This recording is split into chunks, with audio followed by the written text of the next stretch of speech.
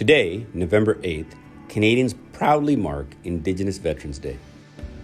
It is a day to commemorate the unique contributions and sacrifices that First Nations, Inuit, and Métis peoples have made serving in the Canadian Armed Forces.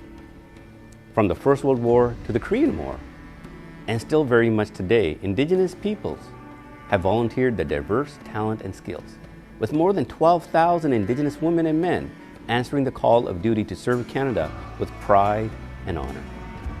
Even though they donned the same uniform as their comrade in arms and upheld the same oath to defend Canada, at home they were denied the very rights and freedoms they fought to protect.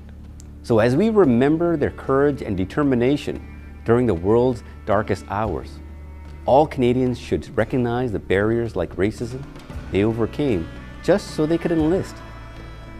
Many of them served on the front lines, and many of them never returned home. We honor those who made the ultimate sacrifice to defend the freedom we all enjoy today.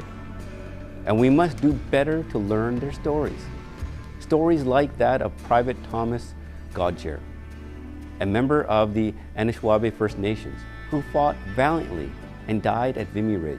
Or that Indigenous veterans like Mary Grey Eyes, who broke down barriers in the Canadian Armed Forces. Or of Tommy Prince and his legendary bravery. But there are many others whose stories are not as well known.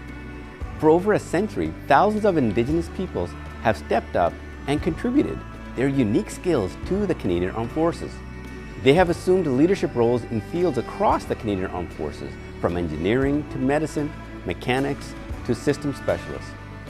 Today is a day for all Canadians to seek out their stories, to celebrate each of their contributions and sacrifices, and to honor their passion, dedication, and service, which is a model for all of us.